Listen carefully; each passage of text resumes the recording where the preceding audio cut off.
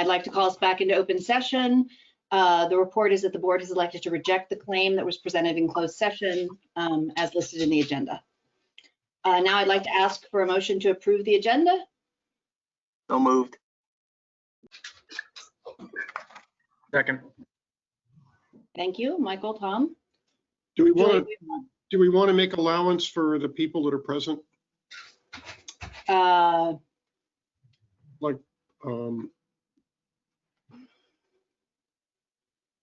Why don't we learn who's here for what? hopefully we move through the whole agenda pretty quickly. okay. Okay. I'm Bill Johnson. I'm here for the approval of the One Lincoln Park Senior Apartment resolution.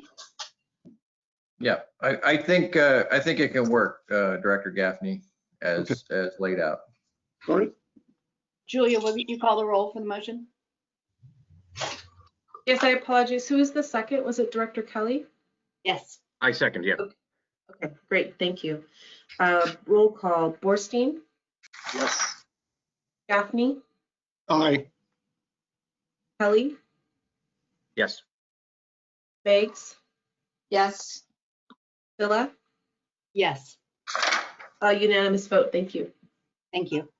Item number 7, open time for public to raise items not on the agenda or for future agenda items. Do we have any public who wishes to speak? Sandy Goldman, welcome. Thank you. Steve Moore asked me to give a 3-minute report on the closure of the SEP, which has a long gray beard.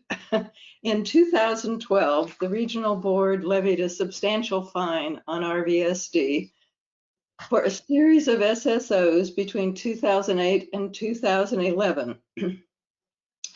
The total fine would have been $1.5 million. Part of that was waived for 2 supplemental environmental projects. One of them was the Southeastern Creekside Marsh Habitat Enhancement SCP, which Friends of Corte Madera Creek Watershed implemented, and the other one was supporting the private lateral grant program. The culvert enlargement project included 2 major components. A single 60-inch diameter culvert was replaced with 3 parallel 60-inch diameter culverts. That construction took place in 2016. That provides more tidal exchange between the creek and the marsh and improves connectivity between the 2 parts of the marsh. The second part was to restore habitat in some areas that had really dreadful soil, hard-packed, high pH, high salinity, no pore space. Since the park was developed in the early 70s, nothing had grown there, not even invasive weeds. And the solution was to remove the crummy soil and part of it and replace it with young bay mud, which would promote the growth of marsh plants.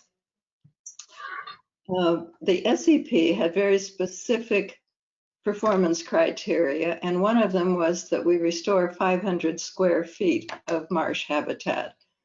We far exceeded that, and the culvert was replaced. So RVSD was able to close out the SEP by paying the balance due on the SEP, and it was $34,627.15.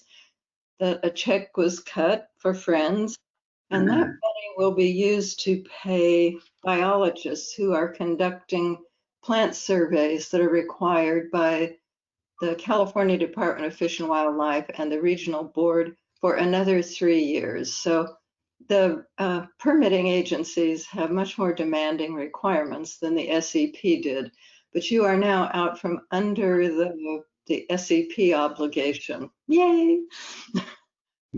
Steve has asked me to keep reporting on what we do with close to $35,000, which I'll be happy to, because I'll be writing reports regularly to submit to the regulatory agencies.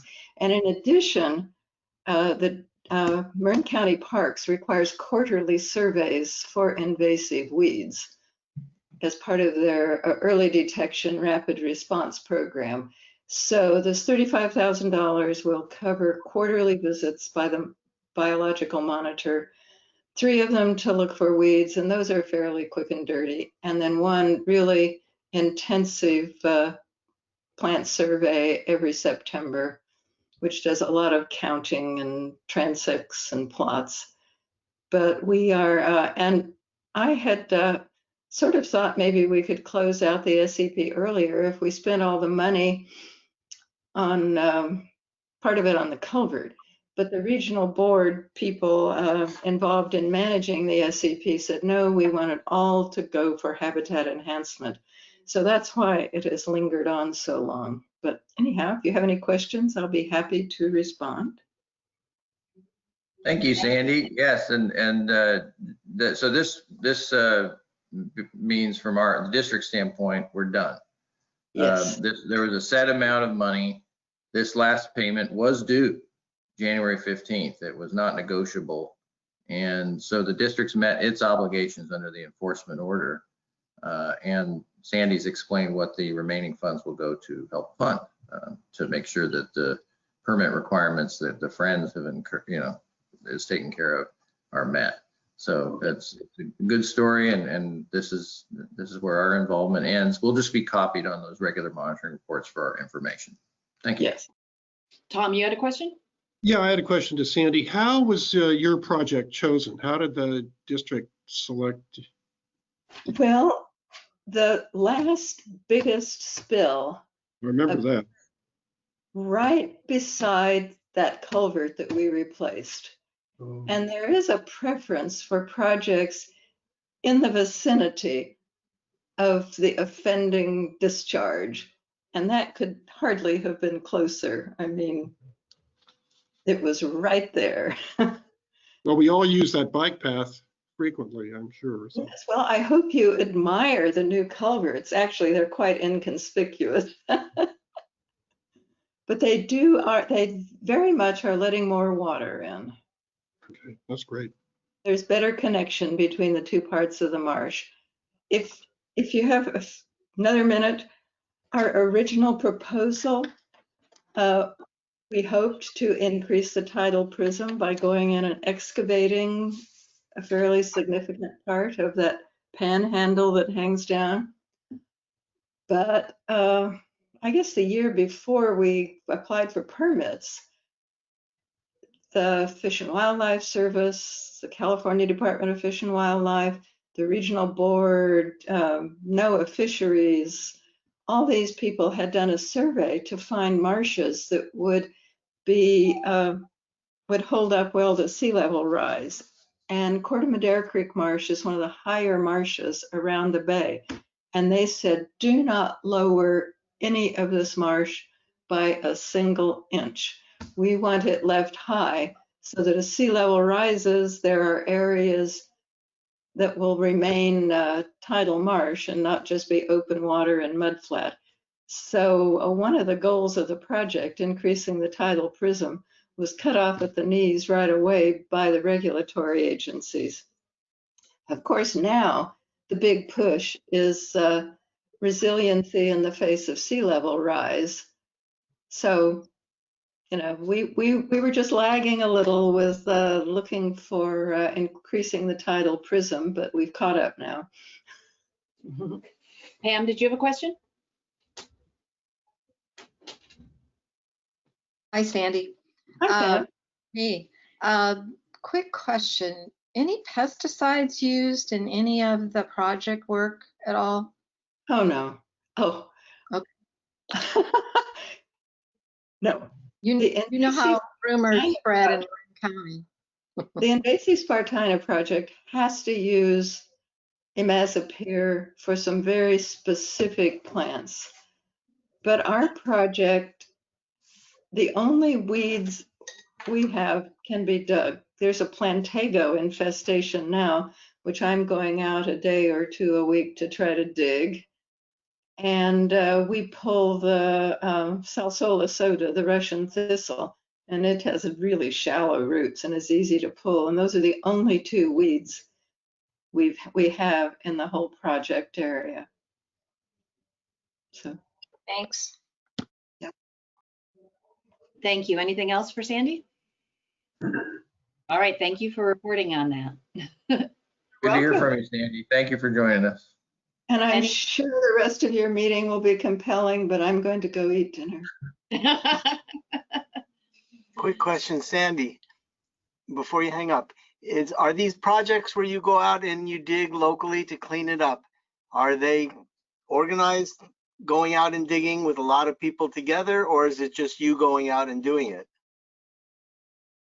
Well, we would love to have a lot of people, but we have a horrible time getting volunteers to respond.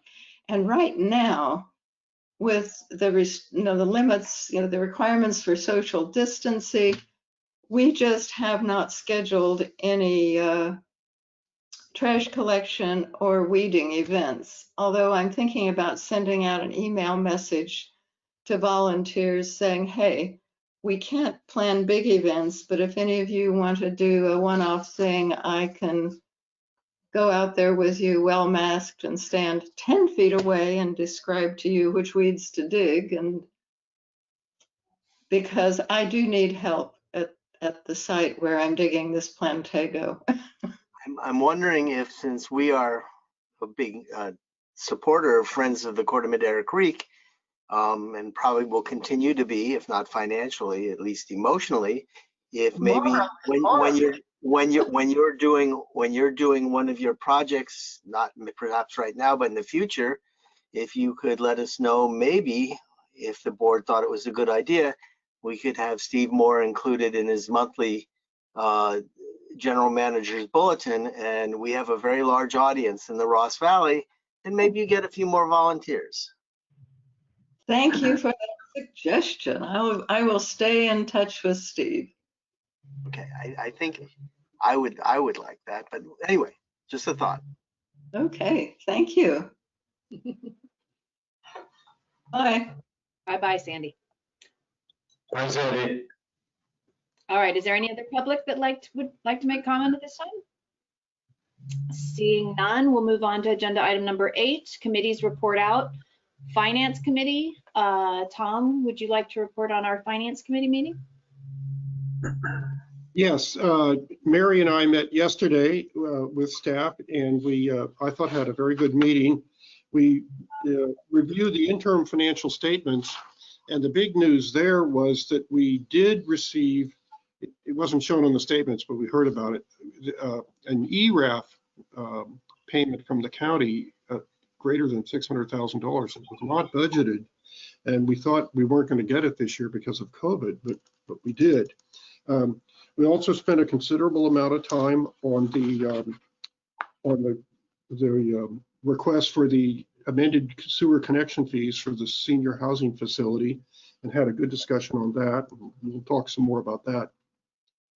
And then we discussed the master service agreement, which is very logical. We spent a lot of time on the CAFR and the financial audit. And the news is that we're in good financial shape. Our books are in order. And that's it. Unless you wanted to add something, Mary. No, that's great. Thank you very much. The CMSA, would someone like to report out on CMSA? Doug? So I can do it. Doug can do it. I'll start. Doug, you fill in. It was a brief, light agenda. We were at CMSA, we're miles behind RVSD as to our financial software, and they were still using spreadsheets and old DOS programs. And so we have implemented a new financial software called Tyler Encode 10, which works very well for the agency. And so we had a demonstration of that, and I'm very excited because things that used to take a long time and had to manipulate manually through Excel spreadsheets is now online, and any of the managers and officers and whatever can go in and see at any time how we're doing, and that's very exciting. The 2020 performance metric report showed no abnormalities or anything unexpected, and so that was lovely. We made a lot of revisions to the fats, oils, and grease ordinance, and at some point I'd love for them to come and give a presentation to our board about the FOG program there, because it affects us.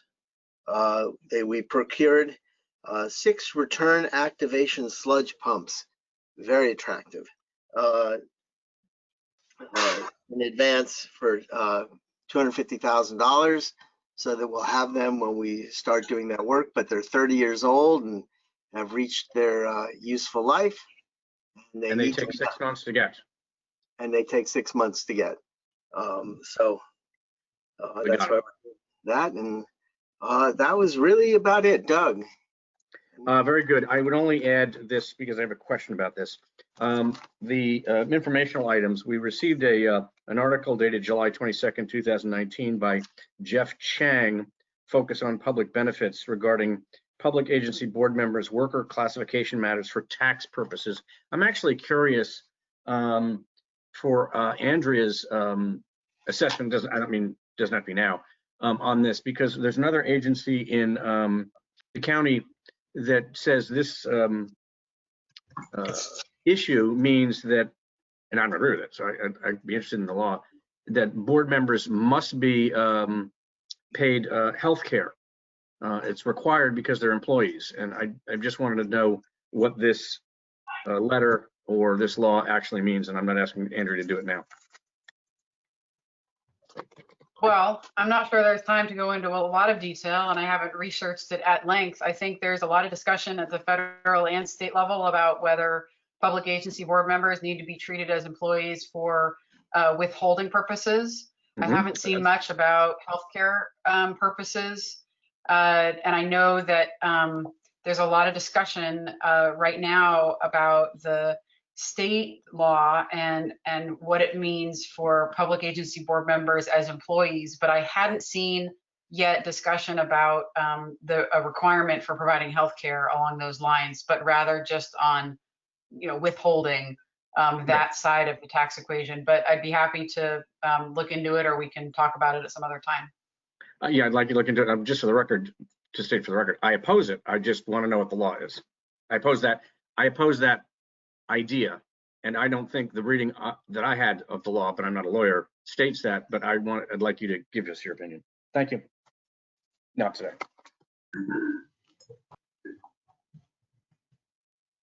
Okay, thanks. North Bay Watershed Association. Pam, was there a meeting? No, there was not a meeting. Okay, thank you very much. We'll move on to agenda item number 9, verbal report by General Manager. Great. Director Borstein, you mentioned something going on. The CMSA is updating the FOG ordinance scheduled for this February 9th. And I thought I'd let the board know, the other JPA members of CMSA do not have separate FOG ordinances. They just implement the CMSA ordinance. So that would be Port of Madera and San Rafael. And we have a FOG ordinance, but it's fairly outdated and a little inconsistent. So I'm going to propose that we rescind our FOG ordinance when this ordinance is adopted by CMSA, and that we incorporate theirs into our SSMP, our Sewer System Management Plan, for consistency through the district, through the whole agency's service area. So I've got penciled in a March item, and maybe at that time we can invite CMSA to join us and describe what Director Borstein talked about. I think we're strengthening our coordination with CMSA over the last few months. Stephen Mixes is nodding his head, and so I think we got to talk about it, because we had a fats, oil, and grease related spill last year that was pretty significant, and we've learned a lot about this issue. We're emphasizing it in our outreach. I watched, I have a DVR. I watched the football games over the holiday break. In each of these 6 bowl games, I saw either the FOG commercial or the wipes commercial from us, or even I saw the don't flush your drugs down the drain commercial. So our ad campaign is out there and it's working. For it's doing the work. We'll see if it works in terms of people changing their behavior about putting the things down the toilet that don't belong or the drain. So anyway, thank you for mentioning that. I have 3 things. The second thing is with COVID-19, we did update our exposure control plan. It's right on the home page of our website at the top. On January 11th, we issued a new version of our exposure control plan because we indeed had positive COVID cases among our RVSD staff. We had a total of 3 cases, which triggers an official determination that we had an outbreak. So we notified Cal OSHA and the county health department.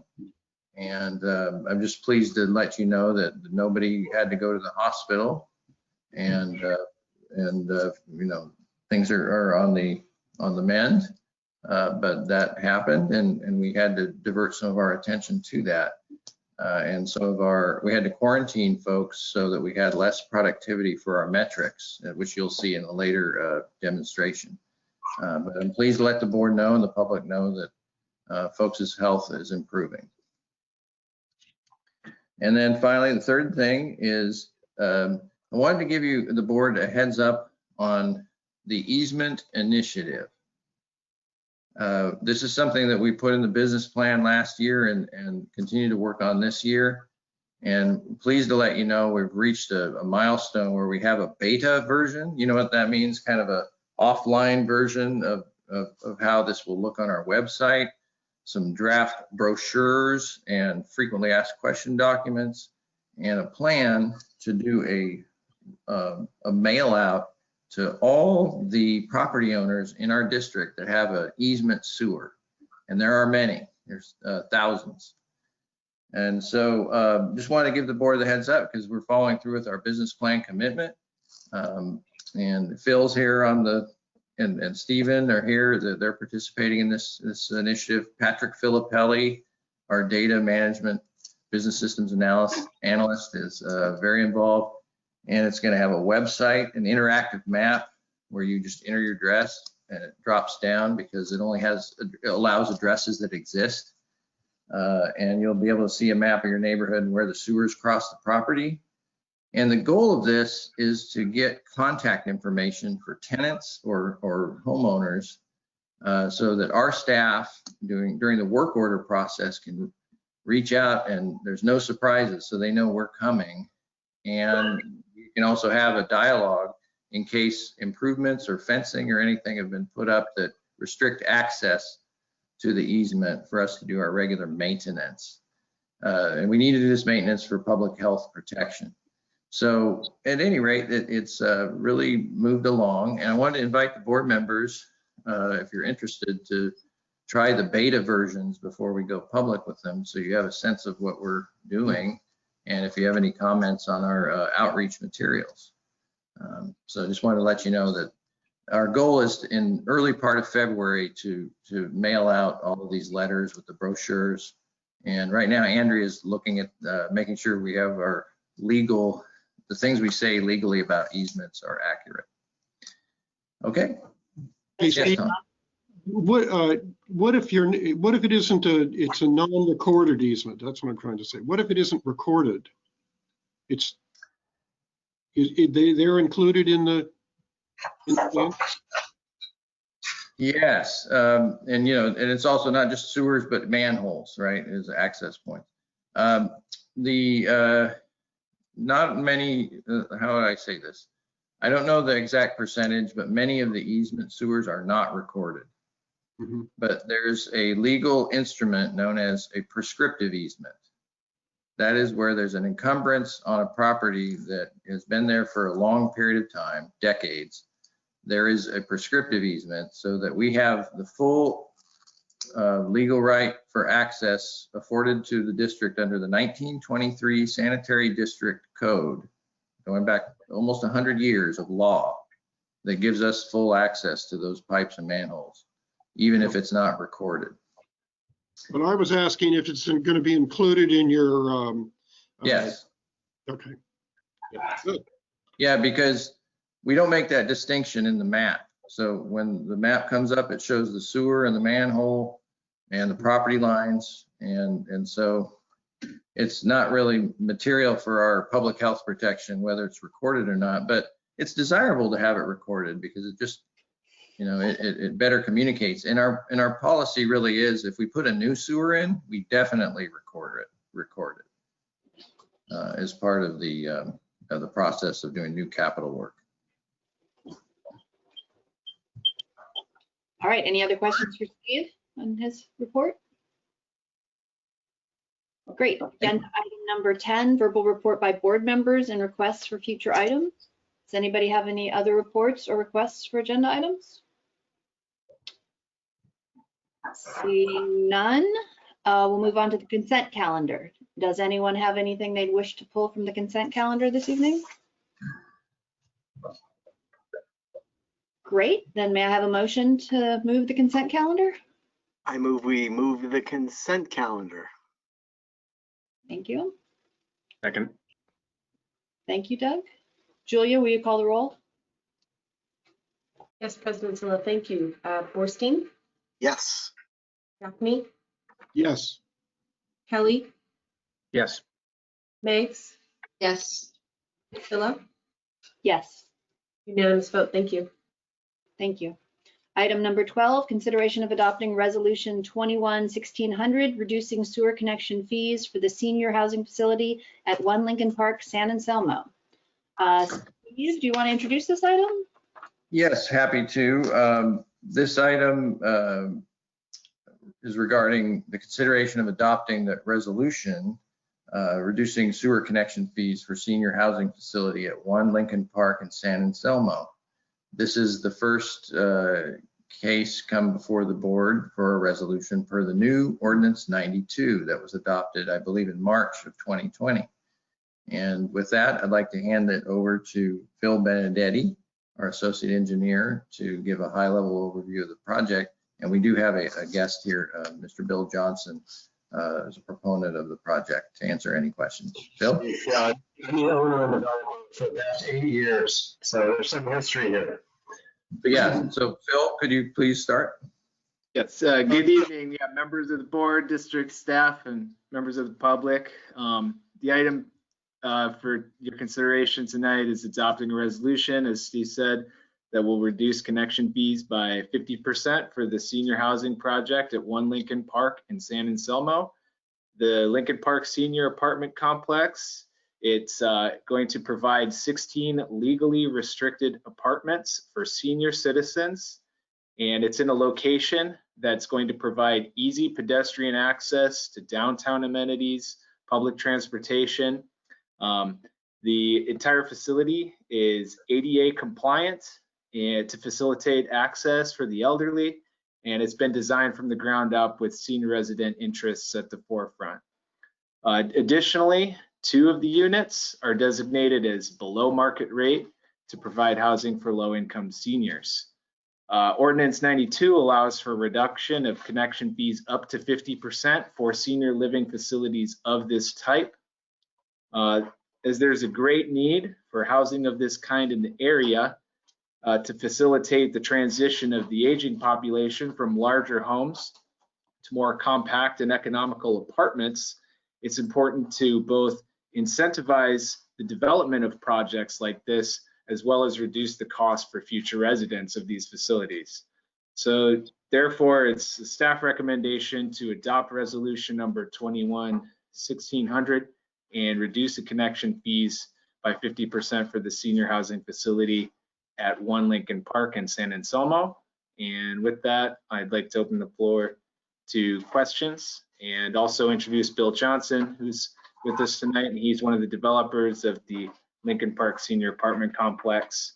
And we're here to answer, and he's going to help answer any questions that you may have. Okay, first of all, just any board members have any questions of staff before we let Mr. Johnson speak? Yes, Doug. I don't have questions of staff. Okay. Then Bill, please, do you want to make a, oh, Pam, do you have a question? I just want to know, Philip, what is your title? Oh, I'm an associate engineer. And you're with Mr. Johnson? Ross Valley Sanitary District. Ross Valley Sanitary District. You're, okay, I just don't remember Seeing you. Okay, so you're our new guy that we just hired. Okay, I just haven't seen you that much, so, okay. Another new guy. How long have you worked for the district, Philip? I joined in June, so what is that? 7 months now. Thank you. Oh, great, welcome. All right, Bill, would you like to give us a presentation or tell us about the project also? I'm sure, Mary, I'd love to. I've been involved as the owner of this project since 2013. There was a vacant lot that was being promoted for sale. My history with Marin is I've been in San Antonio since 1981. As a full-time resident, I raised my wife and I raised our kids here. Can I interrupt you, Bill? Yep. Can you call in? Because your computer mic is really hard to hear. Also, I would just like to recommend that, we invite Mr. Johnson here to answer any questions that the board may have. I mean, Mr. Benedetti gave an overview of the project. Okay. Yeah, So, sorry. Bill's here. I don't think we need to go over a presentation of the project. Okay, that makes sense. Can you hear me now? Or should I? It's a little, You're garbled. Yeah, I can't hear you, but if you use the dial-in number, the telephone number is 571-317-3129. That's 571-317-3129. And when you get there, I'll give you an access code. All right, hold on. My cell phone just died. I apologize. I have a landline for that. Well, yeah, I invited Mr. Johnson to this meeting to be available to answer any questions. We have to be able to hear him. They came up during the finance committee. And Director Gaffney, I'd like to maybe let you have the floor. What, me right now? I wanted to hear Bill. Let me grab my phone first, okay? Thank you. Hold on. I'll just say, in the meantime, the discussion at the finance committee was about the intention of the ordinance to reduce the sewer charges to the ultimate consumer, which in this case would be a renter, and how the policy was, how it would be implemented if we were giving a reduction to the developer, and whether that was the appropriate use of the policy and whether that was our intent. Doug Kelly served as a San Anselmo council member for a while, so I did ask him to look at this item in particular and give us feedback. Which I did. And so I'd be curious to know what you have to say, Director Kelly, about this issue. And then when Bill can call in, we'll ask him questions specifically. But that was the gist of it, that the Finance Committee wanted to take a second look at this before, considering the resolution. 2 of the 16 units, as I recall, are low income. So then we considered also proportionately reducing the discount. However, the other units are for senior housing, and so we might want to encourage senior housing. The ordinance that allows us to do this, I'm not sure I'm using ordinance and resolution correctly, so I apologize if I'm using it wrong. Says that we can reduce the charges up to 50%. So we have discretion in this instance. Okay. Mr. Johnson, do you need a code? I do. Well, I need a phone number first. 571. Director Kelly, I actually put the phone number and the code in the chat of this meeting. So if you go to the top right and open up the chat, Mr. Johnson, it'll be right there for you. Perfect. Good move. Thank you. So Doug, do you want to report back on what? Yes, I spoke to the town manager, Dave Donnery, and while this is a good project for increasing housing, it's not a low-income housing resident. I noted that Philip mentioned this was ADA compliant, but everything's ADA compliant. It would have to be ADA compliant in order to be built. So there's only 2 units that are below market.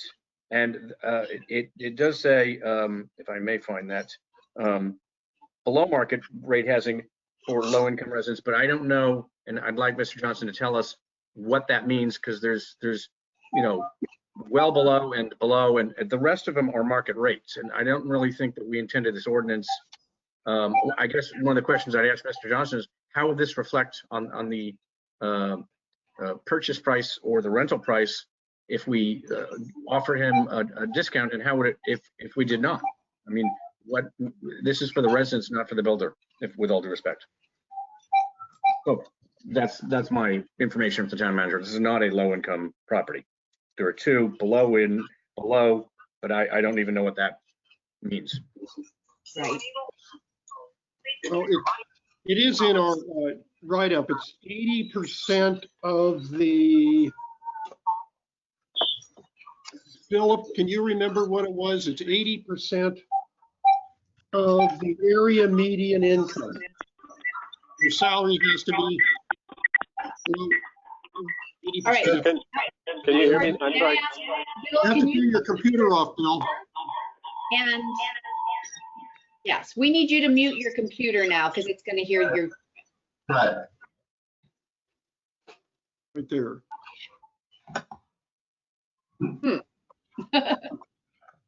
Oh. There you There. go. Did I do it? Yes, Are you sure? yes. Turn off your speakers also. I just turned off my speakers, I believe. Great. Sounds beautiful. Okay, Thank I can you. hear you guys. I apologize for this.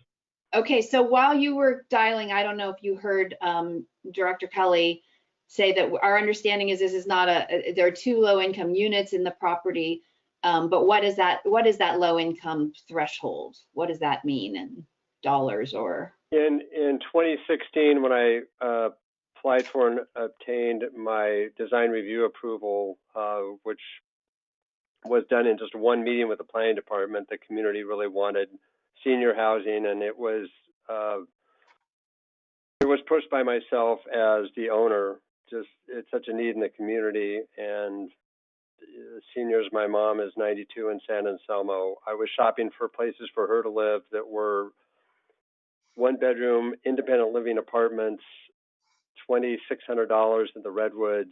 And again, this was back in 2016.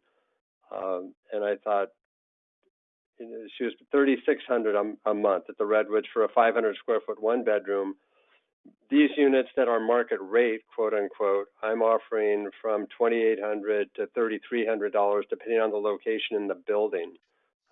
If you're upstairs or you have a large yard, and some of them have large yards, they're going to be $3,300, which is approximately 33% less than the Redwoods in Mill Valley for the similar independent unit building, but in a unit that's 500 square feet, not 800 square feet.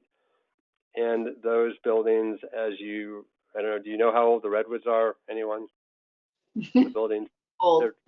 Yeah, I don't know if they're 60s or what, but I thought this was a great opportunity for me to both have a good investment in a town that I love and live in, and these are apartments not being sold for profit, to dedicate these for 62 and over. The cost to develop, and I'm sure, being Marin County residents, as most of you are, you guys know what it costs to develop something these days? No. No? Well, No. not only is it expensive, but it's time consuming. I started this, like I said, began to say in 2013. It took close to 5 years to get, not 5 years, it took 4 years to get it approved, just through design review, et cetera. But it was approved on the first formal design review meeting, which I was excited to have done. But then it took 2.5 years to get a building permit. That all costs money, and land costs in Marin are extremely high. So to do senior housing where I've got to be sensitive to how much seniors can afford, and supplying local downtown housing for seniors, the only places I've seen it in Marin are Novato, and even that's not downtown. There's a number of newer facilities where you have to basically be in the community and you pay an exorbitant amount of money per month to be involved. And downtown San Rafael has a few, but nothing brand new. So my impetus was to do this as both something that I could be proud of owning and building and serve the community. When it comes to the costs, and I know this is not the sewer district's problem, but in terms of costs and overruns with COVID and the cost for all of the resources, the building supplies, it's gone about $500,000 over budget at this point. And I've spent $2 million of my own funds and my wife's funds, and the rest is going to be loans. Looking at what the benefit to the senior community is, the rents are going to be less than normal senior facilities. I can't compare it to Smith Ranch Road or something like that because you pay so much just to buy there, and then you're paying an exorbitant amount of money per month. So, you know, I feel the rents are going to be not only lower than market with what else is comparable. I've already got 3 seniors who have come to me saying, Bill, we'd like to reserve one of these, and they've given me $1,000 to hold it, and that's without me doing any promotion other than a sign on the building.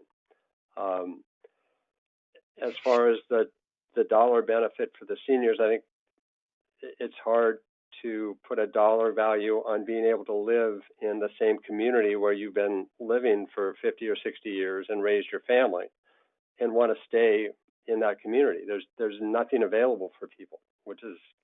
Bill, could I interrupt for just a second? So you're saying it's $2,800, $3,300 for the quote unquote market rate. And then what determines the low income, or how is that? Low income, Mary, that's a good question. The low income is determined by the county of Marin, and when I started this, it was $1,950 a month for the 2 low income units, and that would include the utilities. I'm already paying water for the whole building. That's not part of the rent. The only utility an owner has to pay is the electric bill because it's a green building. There's no gas that goes into it. It's all green designed, and they're all electric units. So the rent, and this was in 2017, I believe, probably the beginning of 2017, was $1,950 a month, but it goes up with the cost of living. I think today it's $2,200 a month for those units, and the market rate that I'm feeling comfortable charging is $2,850 to $3,300, depending on if you're upstairs or downstairs, or if you have a large yard. Not large, but these have patios and private yard spaces for each unit, or the upstairs have decks. Okay. All right. Thank you. That's a lot of good information. Do people have other specific questions for Bill? Tom, you look like you do. Hi, Tom. Hi, Bill. I mean, I don't have a question as much. I kind of have a comment. I think this is a great project, and but I'm not sure we intended our ordinance to be for the developers of projects, and we have the same problem with our sewer service charge for apartment owners. We can't have any control over if we lower the sewer service charge for apartments. We don't know if it gets passed on to the consumer. That would be our preference here. And everybody you were forced to put in some affordable units. That was a requirement, right? I mean, correct. Yeah, correct, as it should be. Yeah, and so every for-profit development is going to have some affordable units, but overall it's a business plan of a private individual, and I just am uncomfortable paying money into private enterprise, which we can't. I kind of thought our ordinance was intended to be for nonprofit corporations. Maybe we ought to look at it again. In other words, we would be putting into every private development. Well, if we. So Tom, yes. Go ahead. No, I'll let you finish. Well, that's what worries me, is making a general, putting into every single private development that has, for example, now yours is special because it's got this restricted for seniors. Correct. But that's it. I just worry about having a general program. We've got to uniformly do these things. Okay. So Pam? Pam, can I respond to Tom real quick? So I understand what you're saying, that every project should not have a 50% reduction because there's a developer or a for-profit person involved. My goal is to have apartments, not condos. I'm not selling these for profit. I'm building these for the community and to hang on to for years. The financing part of it is I'm going to have close to a $5 million loan when I'm done. And I'm not by any means going to get rich doing this or have a huge profit. But more importantly, you know, my question comes down to the senior community and having new facilities built for them, whether it's by an individual like myself. I'm an owner, not a developer. I don't develop. My business is not developing properties. My business is being a concerned citizen and living in the community I've lived in for over 40 years. And providing senior housing, not every developer does that. I mean, there's no land available in any of the major cities in Marin. If you look at Corte Madera, downtown, Larkspur, Mill Valley, San Anselmo, Fairfax, to me, I felt, you know, this is great. Originally, I was trying to do prefab housing here, and that didn't work out because of a long story there, but the factory couldn't commit to doing anything for a certain price. I couldn't get a loan, so I had to move forward. At any rate, the senior community, I just don't feel like they've been well served, and I don't think it makes sense for me to put together, you know, a quote unquote nonprofit and then pay myself whatever income I can get out of it. That's not my goal. My goal is to provide a service to the senior community. And a new building downtown, they just don't exist. And it looks like the ordinance was designed to encourage people to build buildings for special needs. And I think people over 62, which is the state mandated minimum age right now, is what I'm trying to do. And I'm not going to get rich doing this. This is, you know, probably the first and last project like this I'll build, because I'm not getting any younger myself. All right. Well, so we have discretion, and Tom, our ordinance does not say nonprofit. We have another ordinance that does say nonprofit, correct? Steve, Andrea, Felicia? Can you read the ordinance, Madam Chair? Well, too long. I mean, I'm talking about the ordinance that says that we have the discretion to reduce capacity charges. That's right. Up to 50% if we think it's a good idea for a development. Now, there's another ordinance that we have that says that we'll do this in cases of nonprofit corporations developing housing, right? Yes. We structured the low income sewer service charges. And that was an action I believe the board took in November last year. Okay.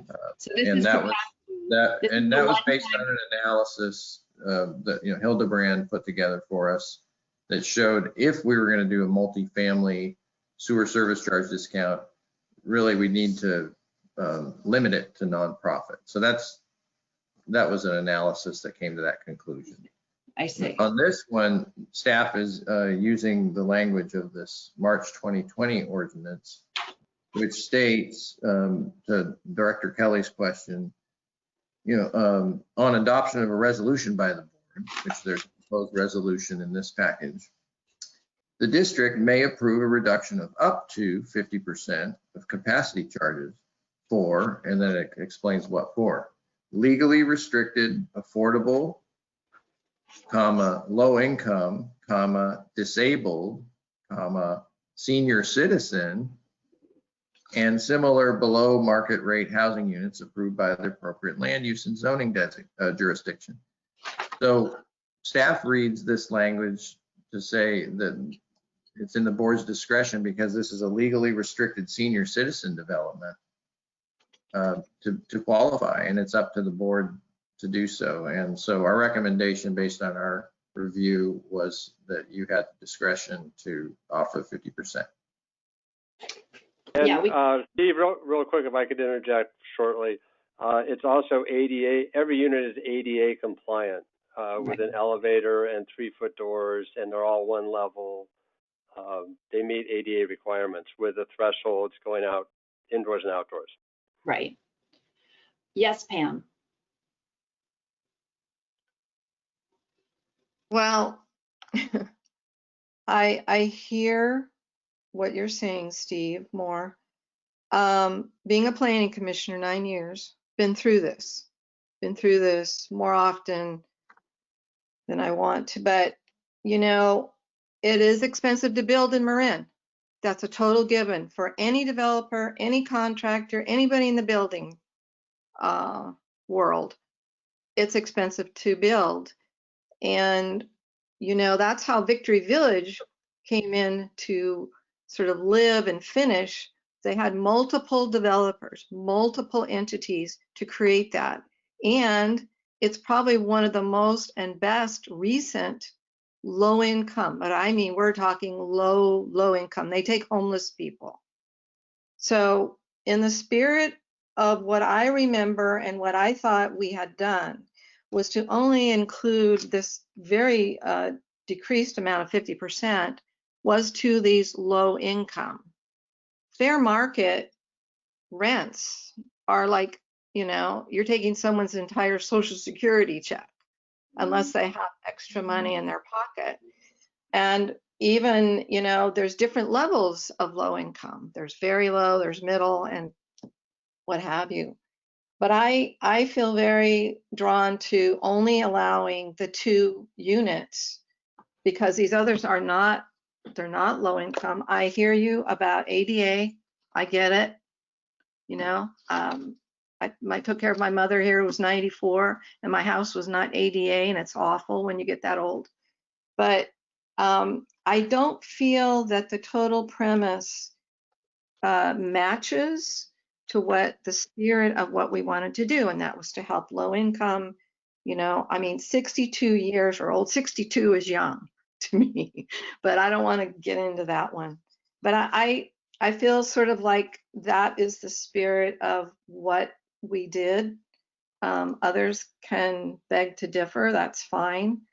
But and can you legally restrict apartments to 62-year-old people? Can you do that? Yes. It's almost like age discrimination. Oh well, No, I don't want to touch that. But anyway, it's a special group of people. right. So are And ADA. So is ADA. Right. But it's not towards really low income people. And, no, it's not. It's not. Right. It's senior and ADA. You're right. Right. So in other words, if any builder in our district, and I think we have how many households? Is it 15,000? Whatever. If a builder comes up and says, I want to do 100 or more apartments, and I've limited to 62, and they are not, there's a few in there that are low income, and then we say no, and we've granted it to you, that sets a precedence that we have to, on the next application that comes to us, we're sort of forced, or we could possibly get sued if we don't do the same thing for every single person that approaches us. So that's where I'm at. I wish it was easier and better. I hear your story. You know, I totally get it about building. It's difficult. If you don't have anybody to partner with, that even makes it harder. So. Okay. I think we have discretion here, so I wouldn't worry that much about a precedent. I don't think that we could be sued successfully. Somebody else had raised their hand. Was that you, Doug? Yeah. Yes, go ahead.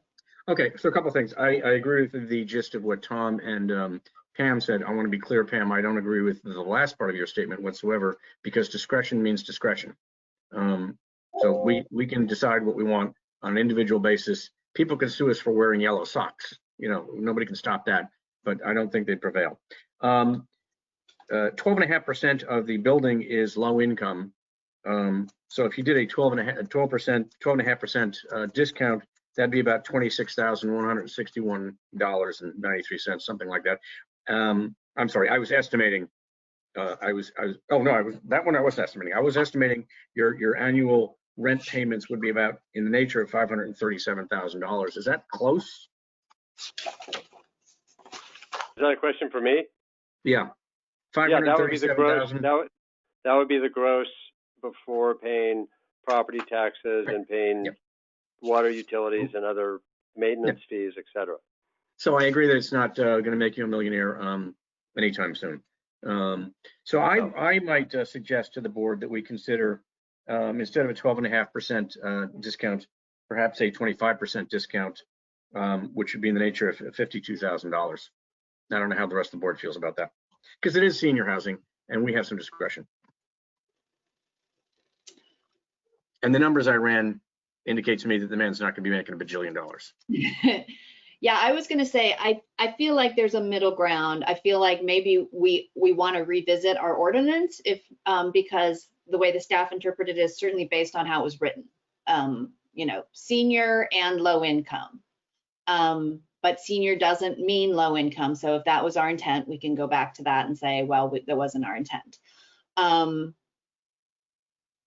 It's $50,000, which is not a big chunk of change in terms of the expenses of his project.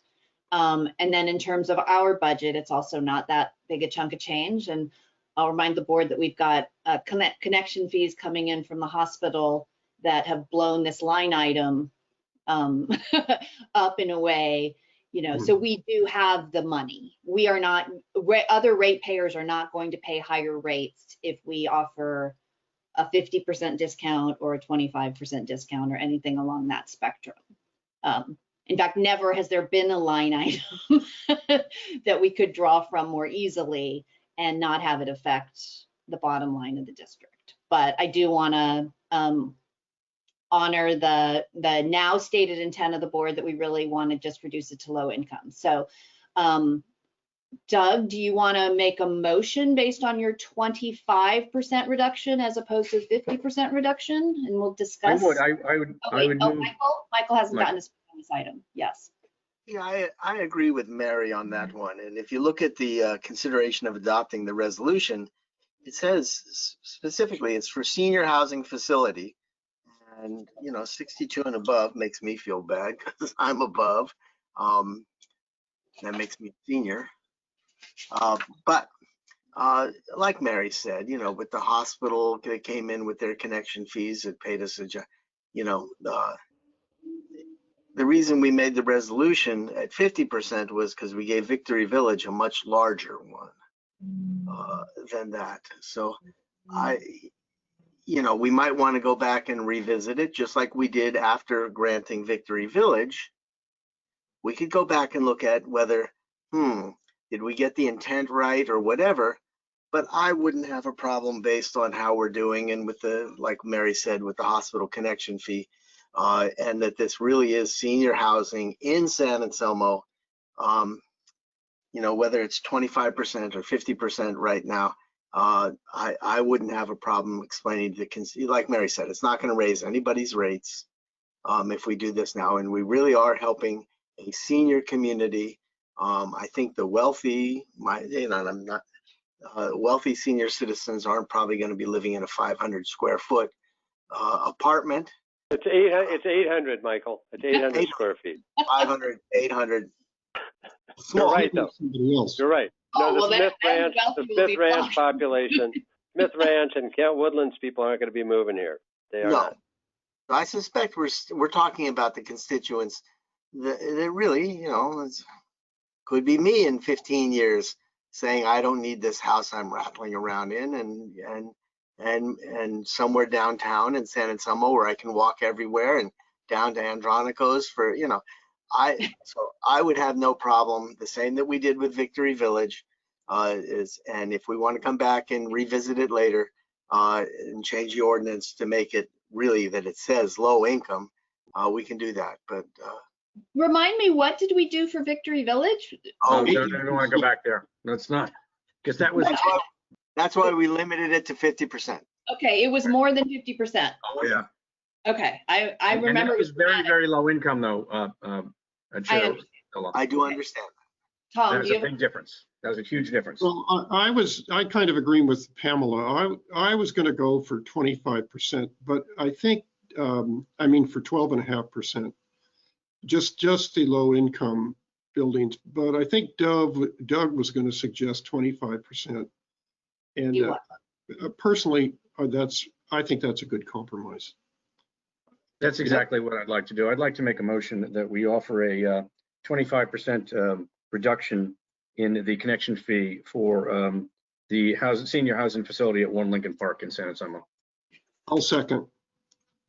Okay. Julia, will you call the roll for that?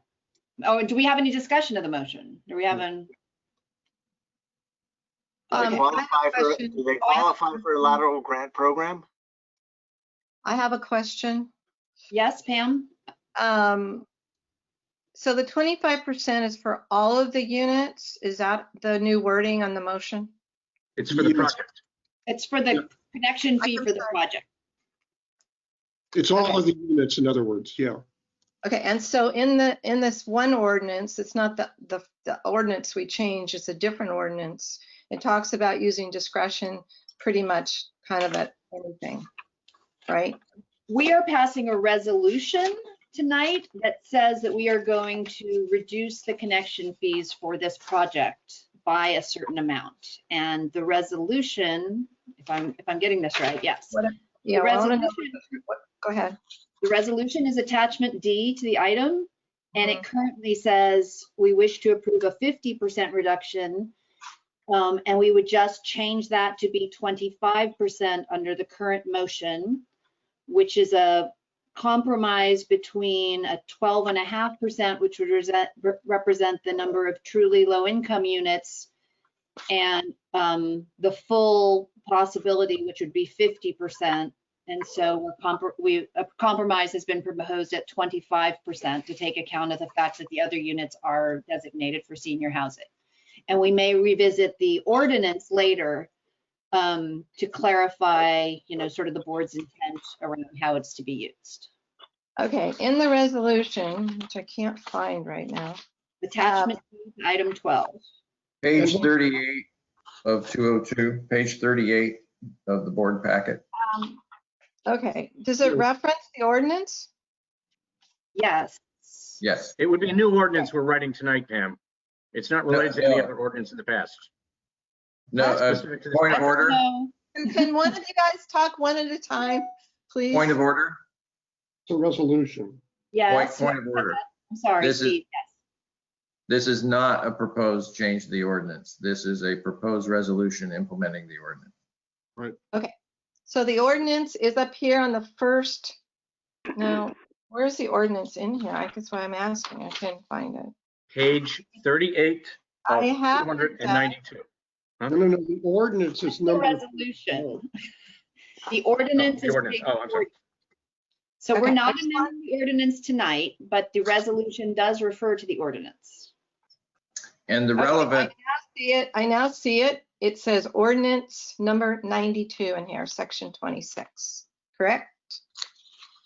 which is located on page 48. So I'm looking at page 38. It's page 40 through. 48. It's attachment E. Section 26 of ordinance 92, for your reference, is on page 48. All right, that's all I wanted to know. Thank you. Okay, so we have a motion and a second. Julia, will you call the roll for a vote, please? I'm Yes, on the thank phone you, with a Zoom President call. Tiller. Borstein, Yes. Gaffney, Yes. Kelly, Yes. Meggs, Yes. Tiller. Yes. Unanimous vote. Thank you. Thank you for attending, Bill. We split the baby. Thank you. Just I a quick appreciate it. question. Mr. Johnson. Will Mr. Johnson Yes. be able to apply for a lateral grant program? I think he's in a flood zone there. No, I'm not. No, No, I'm okay. not. No, I'm in a fire zone. I'm in a fire zone, We not don't flood do zone. Do we give lateral grants for new properties? No. No, we do not. It's for existing laterals was my understanding. I'll take another right. credit if it's available, Tom. Well, I commend the project. I think it's a good idea. Well, thank you. I appreciate you hearing my application, and I do appreciate the 25%. Thank That's you good. for your time and consideration. And if you know anyone looking to live in town that wants a brand new apartment, it's ADA and 800 square feet, that'll be very nice. I don't think you'll have any trouble. Well, I hope you're right. I appreciate it. Thank you. Moving on to agenda item number Thank 13, you. consideration of authorizing the general manager upon review and approval of legal counsel to execute a master services agreement and task orders number 1, 2, and 3 with Harris and Associates, etc. Steve, would you like to introduce this item? Yes, and we're privileged to have Daniel Wilkins here. I don't know if he's on mute, or Daniel, are you still there? Yeah, from Harris and Associates to join us. Oh, he's there. I see his mute. Yeah, he's good. Excellent. So I'll introduce this item, and Daniel Wilkins, who's worked for the district for several years and been the design engineer for a lot of successful projects, is available for questions. Or I don't know if you might be able to use your video, Daniel, so folks can see you, because you pretend you're here, you know, in Larkspur at one of our board meetings. So good. And just to introduce the item, the Harris and Associates set up a, hi, there he is. Hi, Daniel. Harris and Associates set up a contract for many projects that have been since divided into different projects. And then there were a couple of projects that were sewer upgrades associated with bridge construction by the town of San Anselmo and the town of Ross. And so those older contracts were coming to a conclusion and still had these elements of the bridge sewers left over, and our accounting department was kind of pulling their hair out, tracking the different tasks. And so what the proposal by staff is today is to take some of those existing authorized design engineering work that was with the old contract and then reconstitute it under a master services agreement with Harris and Associates as different task orders that can be tracked on their different timelines, because they're dependent on the actions of the towns as the lead agency, if you will, on the infrastructure work. Because we're not going to replace the sewers before they replace the bridges. That makes sense, right? Because right now the sewer is in the bridge, and when they change the bridge, that's when we get involved. So from an accounting standpoint, it made sense to reorganize. And then there was existing work on Butterfield Road that Daniel designed, and we've built part of that already. You know, the portion between Meadowcroft and Arroyo is complete, and the portion down Broadmoor and into the Nokomis area, you know, in the other part of San Anselmo is complete. There's a third leg that we're funding with SRF funding from the state alone for this coming summer, and there's some cleanup and packaging that needs to be done on that existing design that Daniel's already worked on. So that's task order number 1. And we've added a little bit of design work in the neighborhood on Fawn Drive, which came out of what we learned on our upgrades in that area late last year. And so that's about $67,000. So just to point the board in the direction of, you know, what I'm asking for authorization for. Technically, it's on page 57 of 202. Table 1 has a summary of the 3 task orders, the proposed budget, but also the remaining authorized budget that you already authorized, and then the proposed budget increase according to each task order, whether it's the Butterfield project or the 2 bridges. And then the net increased authorization that is proposed is $158,492. $158,492.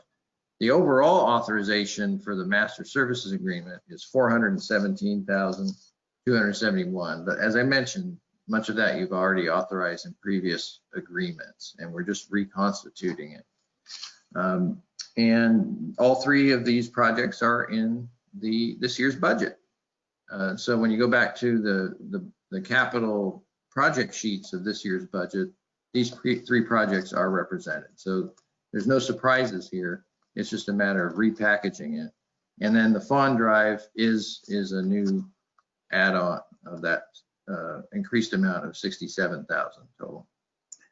And so that's why we're asking the board's authorization for this.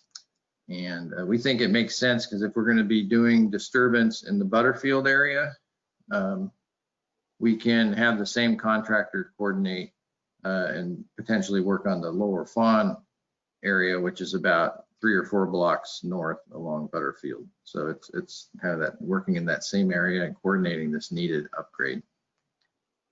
Just as a detail, the lower fawn drive defect is that it's a 6-inch sewer that really should be at least 8 inches, if not 10 inches in terms of the capacity that's needed. And it has what we call sags, where the vertical profile is up and down. And so it's on a high frequency cleaning schedule where we have to go in with the line maintenance crew once every 3 or 6 months to keep that line clear, which serves, I'm just going to guess, maybe 50 or more residences on that line. So it's vastly undersized, and it's a really good candidate to do work as soon as possible. So with that, I wanted to offer Daniel a chance to describe, maybe provide a little more detail on my overview, if I may have missed anything or just, and then of course I want to introduce you to Daniel because he's been a great, part of the community of this district getting work done to upgrade this old sewer system. So, Daniel? Yeah, so just to give a brief overview, I think I've been working with the district since 2013, I think was my first project with the district, and have had several, projects over the years, including, like Steve mentioned, the last couple major projects, which ended up getting split up into several projects, the 15-16, 16-17, which eventually had Butterfield pulled apart to separate it, and then the Nokomis and Winship bridges added on. And right now also helping out with the 2021 Gravity Sewer project, which is also in design.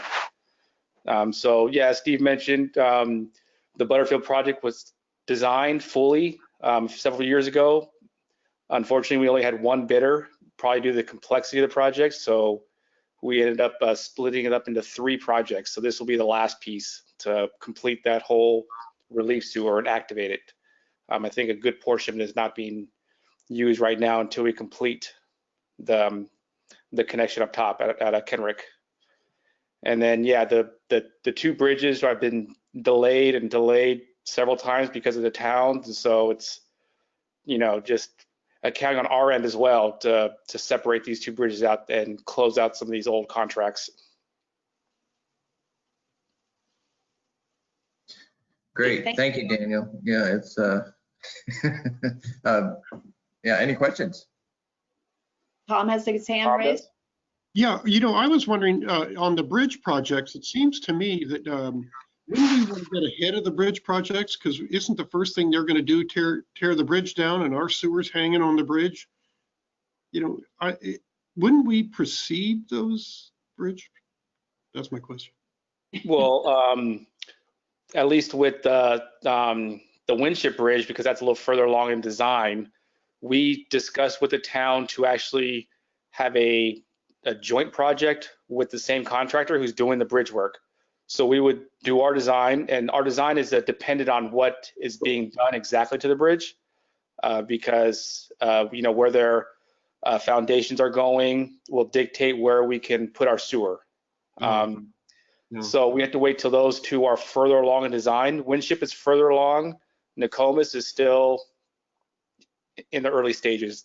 So Unfortunately, we can't finish up design or construct until we know exactly what's going on with the bridges. Okay. And then Hey, one thing, sorry, Director Gaffney, I'd add one thing there. In Daniel's draft designs, he has a siphon going underneath the bridge abutment. So practically speaking, it would be very difficult for us to run that siphon and then them come in afterwards and dig down to place the abutment. It might disturb the brand new sewer. Right. It has to be done in collaboration, right? It has to be done. Yeah. And plus, it would be easier on the residents instead of having a sewer contractor come out there with some deep excavations for the siphon. It'll just be one contractor who comes out there and demos everything and does it all at once.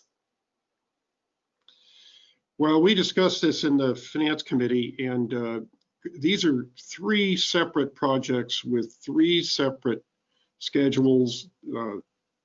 Basically, 2 of them beyond our control, and then 1 of them with a real tight schedule. That Butterfield project, that's 2 months that we can. Yes. So using a master service agreement with tasks that are projects makes eminent sense. Yeah, it would make things a little bit easier and allow us to finish up the repackage and adding on Lower Fawn Drive and get it out there and hit the June 15th window. Okay. Great. Any other questions from board members? There's no public. I realize I haven't talked to the public, but our public was engaged when I was here. Yes, Tom. I'd like to make a motion. I move that we authorize the general manager, upon review and approval of legal counsel, to execute a master service agreement and initial task orders 1, 2, and 3 with Harrison Associates in the total amount of $117,271. Second. Thank you. Julia, roll call, please. Yes, President Silla, thank you. Borstein, Yes. Gaffney, Yes. Kelly, Yes. thank you. Megs, Yes. Silla, Yes. unanimous vote, thank you. Thank you. Thank you, Daniel. And thank Thank you, you. Dan. Thank you, Phil, as well, for helping get the report together. Thanks, Phil. Thank you. Yeah, thanks, Phil. All right. We are on agenda item number 14, consideration of accepting fiscal year 2019-2020 financial audit and comprehensive annual financial report, CAFR. Felicia, would you like to introduce this item? Yes, thank you. I'm here. So this is the 4th year of a 5-year commitment that the board has made with Siobhan and Associates to prepare our audit and CAFR. And this was reviewed by the Finance Committee yesterday. There were a couple of comments made, editorial on the CAFR, which we'll incorporate as part of our revisions after tonight's meeting. And I would like to introduce Paul to make a brief presentation on the district's audit and CAFR. And before I do that, thank Melvin and Paul both very much for all of the hard work that went into producing these documents. So with that, I'll turn it over to you, Paul. And the board may remember Paul from last year. He presented the district's audit and CAFR then as well. Welcome, Paul. Thank you, Felicia, and thank you, board, for inviting me out to share with you the results of the June 30th, 2020 audit.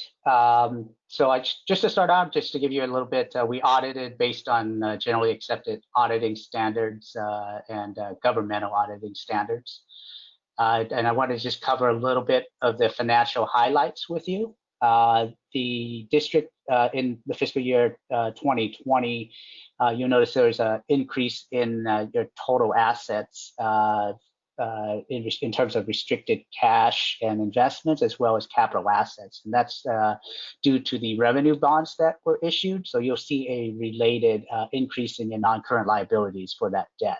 And the rest of the financials in terms of your changes were pretty consistent with the prior year, and overall your net position increased by $3.4 million, and bringing the net position to just over 81 million.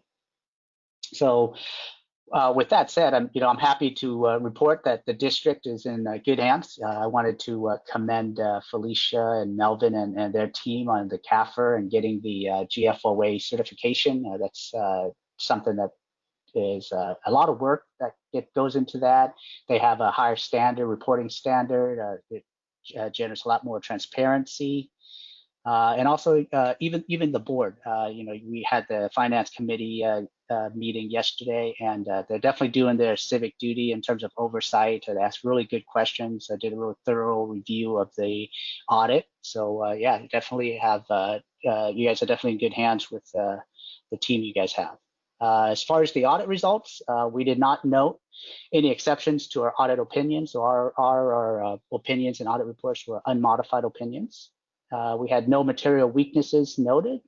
There were no significant passed on adjustments that had to be made. And we didn't have any difficulties or disagreements with management during the audit. So it was a nice, smooth audit, and we appreciate all the help that we got, especially this year with the remote audit that we had. We came out twice this year. We came out, well, I'm sorry, we didn't come out. We performed 2 audits this year. During about halfway through, we did an interim audit where we assessed your internal controls, and we did a second part after the books were closed to substantiate your ending balances. So overall, everything looks really good. And so with that, I'll open it up for questions that you might have. Anyone have any questions? Well, I'm not a part of the finance committee, but I attended the meeting yesterday as a public and listened to Tom and Mary grill questions. And so I'm very pleased with the whole thing. So no, I do not have any questions, and congratulations to our team. It was mostly Tom with his finance background and his reading every single sentence and catching But you were there. One of the things I wanted to say was that our expense at Central Marin, the operating expense, is going down. Doug, I wanted you to notice that. All the work we've done, it's just a little amount. It's going in the right direction. And it's because I think we're sending them less flow because we're fixing up everything. And so that's a very good sign. And yes, we thought the audit and the CAFR, it's full of good information. And we had some suggestions too. So I would like to move that we don't approve the audit, we accept it. I move that the board accept the audited financial statements for fiscal year 1920 and the comprehensive annual financial report. Second. I would second. All right, Michael. Oh. I defer to you, Doug, but it doesn't matter. Age before I know Director Boystein is the second. Are you ready for roll call, President Sillis? Yes, roll call vote, please. Thank you, Julia. Thank you. Boystein? Yes. Gaffney? Yes. Kelly? Yes. Megs? Yes. Philip? Yes, Unanimous vote. Thank you. thank you. Next is item number 15, consideration of an amendment to the general manager's contract. There is no staff report on this, but would the committee that organizes the review of the general manager like to make a brief statement about what we are considering? Sure. Can I do that, Tom? And then Yeah, please do. Okay. At our last board meeting during closed session, we went through our annual questionnaire and comments for General Manager Moore, and he once again scored very highly. And I'm not going to read the 7 pages of description, but I sent it to Julia, and I'd love for the PDF to be entered, 7 pages of what Director Moore accomplished during that year. Needless to say, I'm very impressed, and I think that most of the other board members were also very impressed. And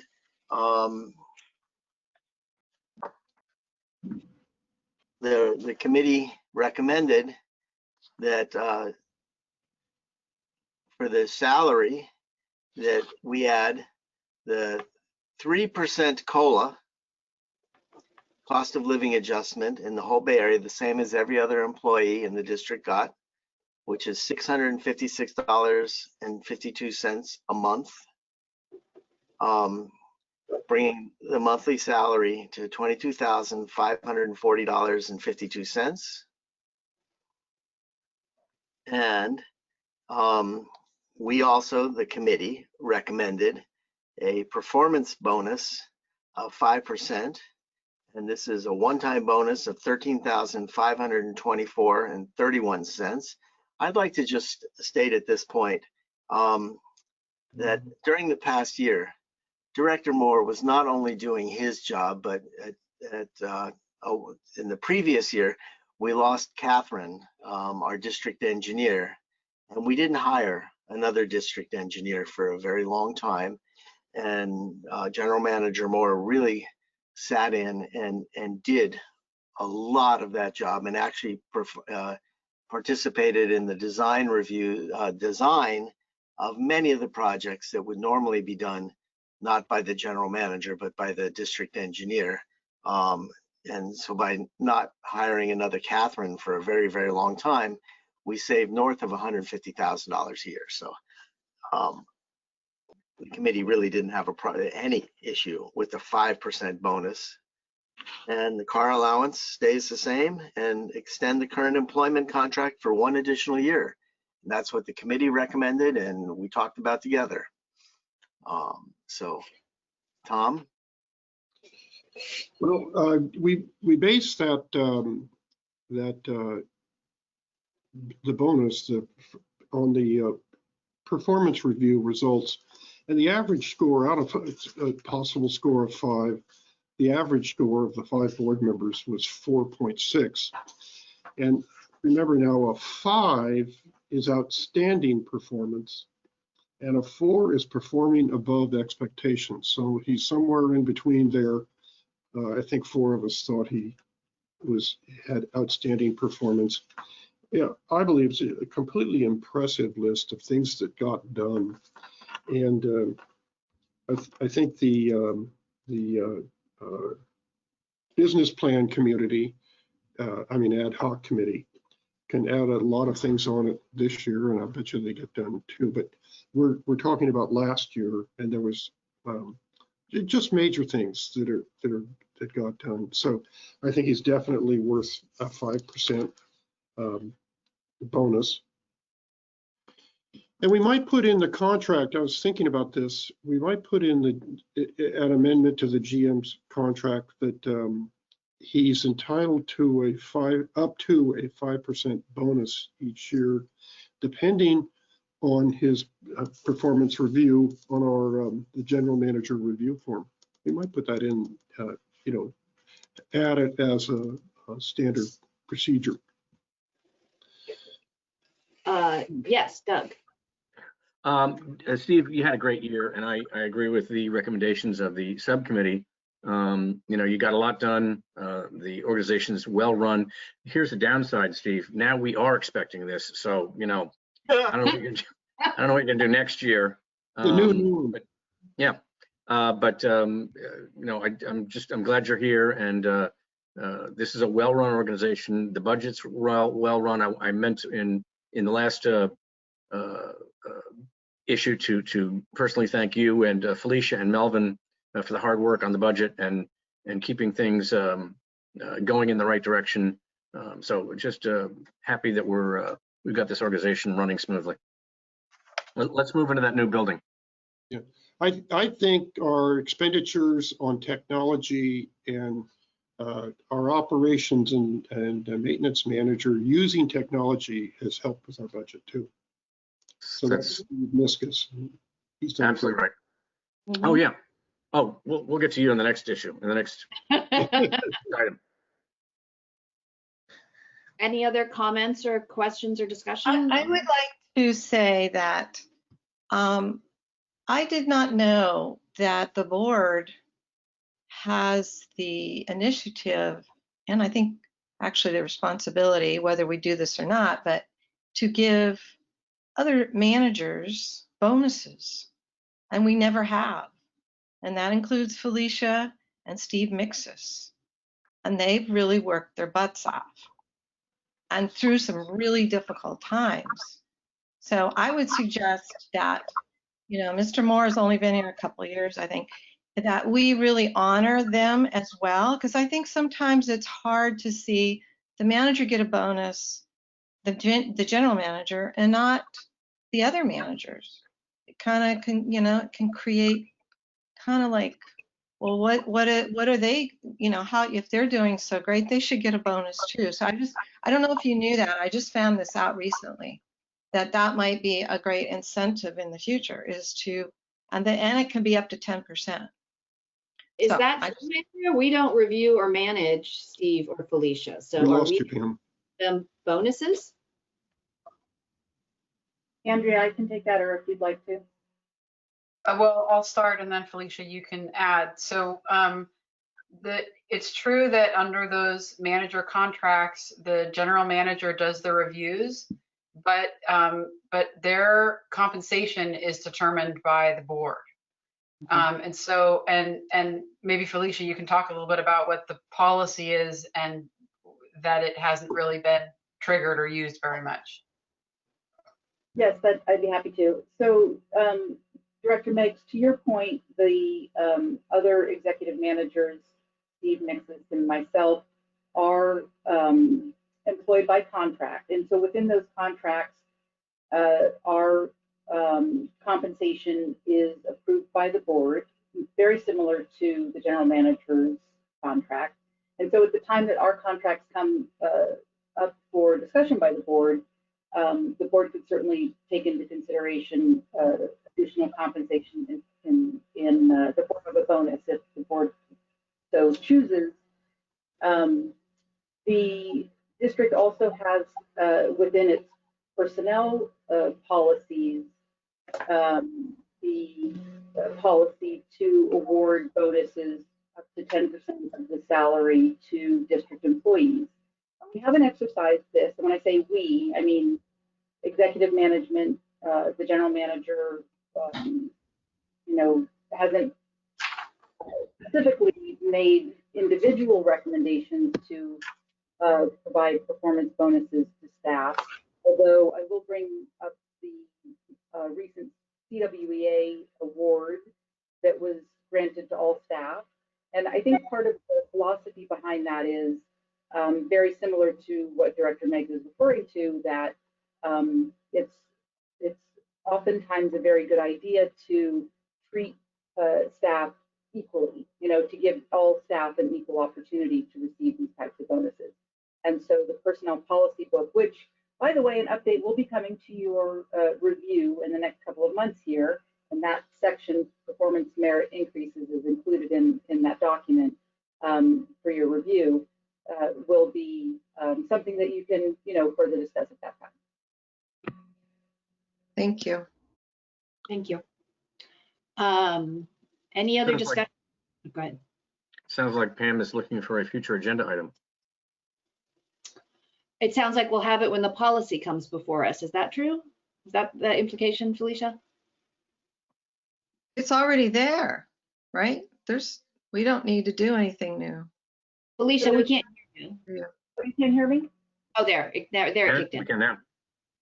Great. So there's two opportunities. One is when you review the manager contracts that come before the board.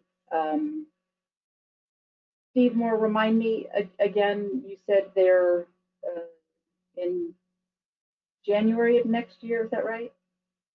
Yeah, I'll have to bring them up. I don't know the exact date. Yeah. Oh, Julia does. Oh, Julia does. Okay, good. I believe they expired June 30th, 2022. District Council and GM Moore and I reviewed that a couple of weeks ago. There you go. So those are a couple years out. You can review them at that time. And then, of course, there is the policy book, like I said, that will come to your review in the next couple of months. Do we want an agenda item in the shorter term from 2022? So there is a logic to looking at it in June when, you know, when you're considering the salary and benefits resolution for the unrepresented staff. So there's some synergy there, and, you know, it's 1 year before expiration, and you've been conducting my reviews 1 year before they terminate. So there's some logic to looking at it this June. This I June. think that's right. That sounds good to me. Yes, Michael. Okay, it's all very nice, and I agree with all of that above, but it has nothing to do with item 15. That is true. We'll discuss this at a later date, and if it's okay with you, Director Silla, I would like to make a motion that we consider an amendment to the general's manager's contract as whatever committee we were. GM Review Committee? Finance Committee, yeah, the General Manager Review Committee said earlier. Andrea, do you have that? I guess I feel like be more specific. Yeah, let's review what it means. Michael, will you say it one more time, or do you want me to? I will read it exactly. Thank you. We recommend that we add a 3% COLA adjustment of $656.52 each month for a new salary total of $22,540.52. The committee also recommends a performance bonus of 5% of $13,524.31, and that we extend the current employment contract for 1 additional year. Can you clarify in the motion the start date of the increase salary? I believe it's 1 year from the time we did it last year, which was in January of last year. It was November 13th. November. Okay. You had it backdate to the November prior. Effective November 13th. Anniversary date of hire, which in this case is November 13th. Okay. Is that what you want the motion to be, Michael? Yes, I do. Okay, November 13th. I'd second. Julia, will you conduct a roll call vote, please? Absolutely, thank you. I was just making notes. Borstein, Yes. Gaffney, Yes. Kelly, Yes. Megs, Abstain. Philip, Yes. 401 vote. Thank you. Thank you. Thank you, board. It's an honor and privilege to serve you, and my family is very grateful as well. It's just really looking forward to the next year, and I accept the challenge of surpassing this year's performance. I personally am very grateful because I think you just continued the march that our previous general manager started 6 years ago when I got on the board, and he may have turned the boat around, but you've certainly made it go full steam ahead. So I'm pleased with that. Agreed. Thank you. All right. Moving on to agenda item 16A, the performance and metrics report. Although I'm really just interested in what 16B, the technology report, is going to bring us tonight, since it was such a sleeper last time. Okay. It doesn't have to be anything. Also, we can go watch inauguration festivities, but anything you want to draw our attention to in 16A? Looks like we had a few little spills. So we are definitely looking into, and you'll see part of the Power BI that I'll do in the presentation later. We're starting to look at lines that have basically no maintenance issues, but all of a sudden there's a bunch of rock and construction debris. So that's part of the continual recalibration. and they were all soft blockages. They weren't full blockages. That's why you didn't see high gallon amounts, and there were no category 1s. But I'm working actively with the operations supervisor in charge of line maintenance to just see, how we can tweak our model and not have these small little overflows. Yeah, and category 1 for the board is a spill that reaches surface water. Correct. It has a much larger environmental impact. Yep. So we didn't have the ones that reach surface water. These were all 3. These were all other discharges. Correct. Right, Mary, just to land. Steve Miskus, when a contract, let's see, do we know as a district when somebody's going to enter our sewer, Yes. connect to the sewer? If they filed a permit, correct, and we'll go out and inspect it. But we are looking at any lateral grants or loans that were done upstream.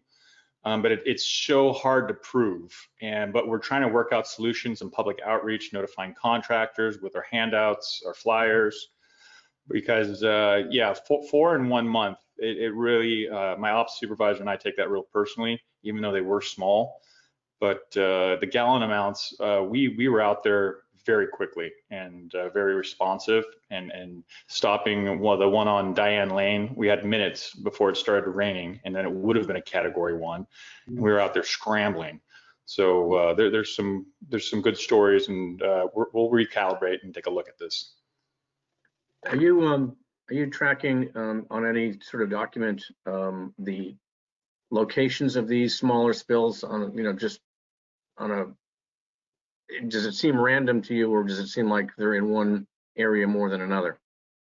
Right now, it is actually random. I can look at the map. 2 in San Anselmo, 1 in Larkspur, actually 3 in San Anselmo, but they're on real small streets. They only have a couple houses on them. That's another reason the gallon amount is low. And the homeowners are, for the most part, 3 of them notified us right away. And then one of them we actually walked up on. So that's why the timing was, we were there when it started overflowing. That's great. But everything's tracked in the GIS, the geo database, all the attachments, videos. We upload it to CWIX, which is the state website that I have to report to. So we do definitely have multiple data sets for any SSO and follow-up and the failure analysis. Are you seeing, Stephen, any nexus, Mr. Mixus, between lateral replacements and these spills on a regular basis, or is that random too? We can do a further analysis, but we used to have, I think I've had a month with 12 overflows, and ever since the Lateral grant program started, that's my guess is the culprit is all the material flowing down into a 6-inch pipe, and it takes a bag of 3/4 inch rock to back up a 6-inch line. So not a lot of debris, going back to what Steve Moore said about the house, 50 houses on a 6-inch line. You really want to have extra capacity. So, and some of these were on a 4-inch pipe, and that's 1/4 of a bag. Yeah. Can you remind me, Stephen, that isn't Diane Lane down by Redwood High School, and isn't that the place where if we say Diane Lane, you get hives?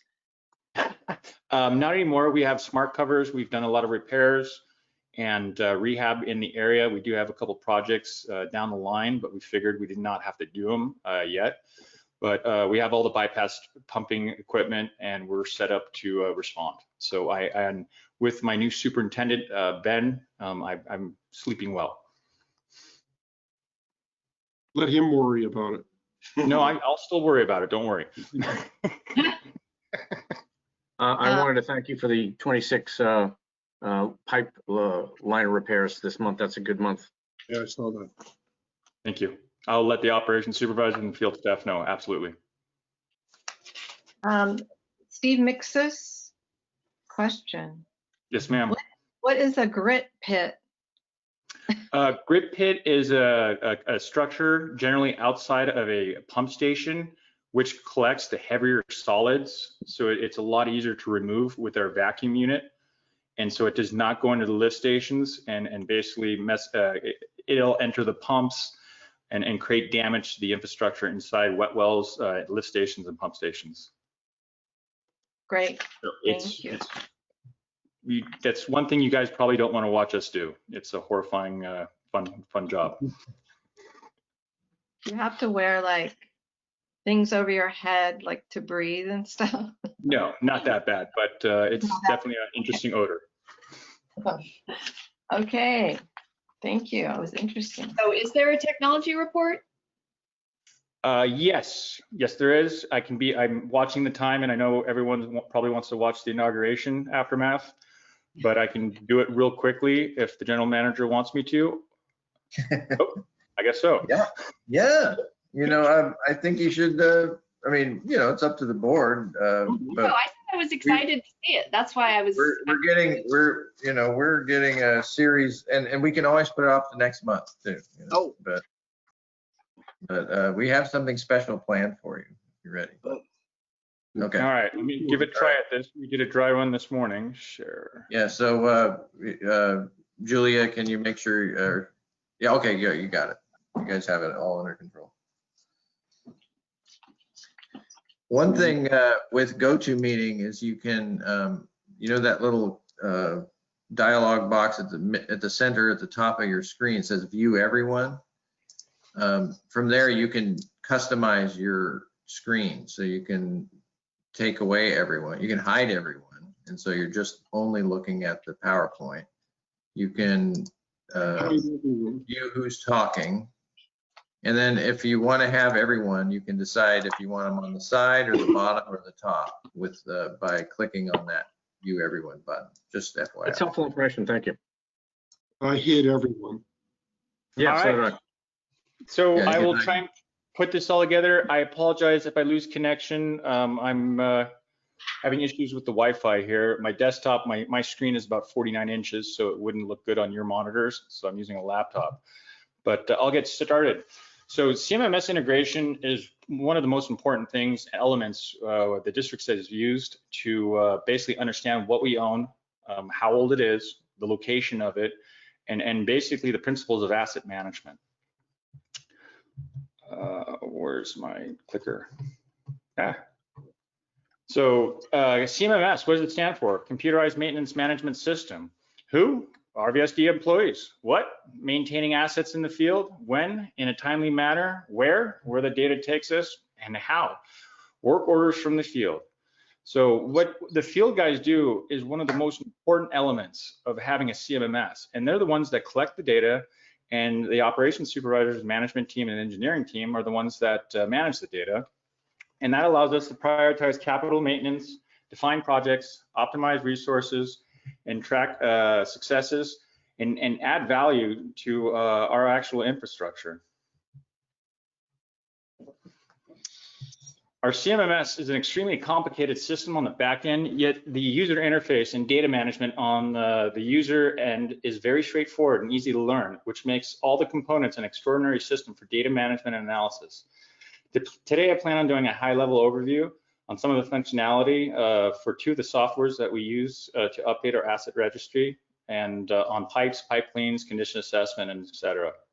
The first is called Info Asset Manager, which is our desktop portal, and operations uses it to create planned work orders among hundreds of other features and tools. This creates an automated way for both internal and external dashboards to tell a story to the trained eye and allow for course corrections when trends are not going as planned, among other features. Power BI is another powerful tool that we have at our disposal, and our business systems analyst, Patrick, has taken it to a whole new level, and we'll do a high-level review of that towards the end of the presentation. Slide 4. So in this map, just as the graphic is one of the outputs on a PACP, obviously you'll see the massive root ball that a gentleman's removing from a manhole.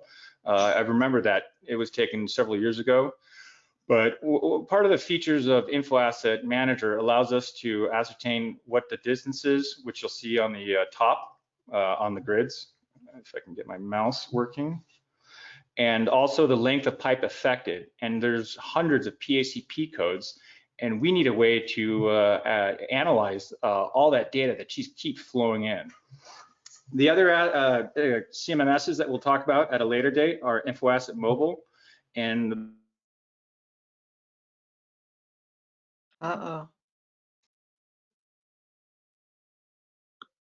We lost you, Steve.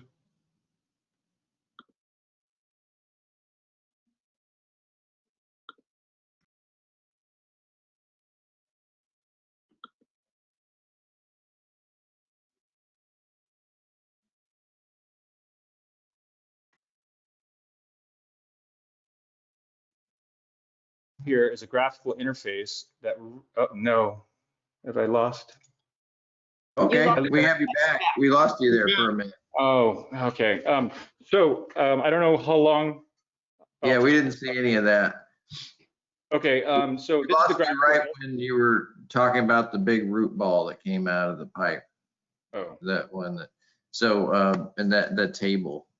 So going back at this point, yeah, take a deep breath. This is so what Stephen's going to do is he's going to show you some of the functionality of CMMS. You know, this is Computer Maintenance Management Program System, CMMS, Computer Maintenance Management System, that many different districts have, but they're of differing levels of sophistication. And so correct. This is sort of every day here at the district. We're using this ArcGIS interface, which takes the info asset manager data and shows it visually. And so I just wanted to have Stephen demonstrate this to the board, you know, in terms of just how powerful it is to be able to display a ton of information graphically and pretty easy to understand. Go ahead and take it away. All right, so here you see our district, up here, Sleepy Hollow, Fairfax, San Selma. Wanted you guys to get orientated. And being an operations sewer manager, I'm a real graphical, a visual person, and so are my supervisors.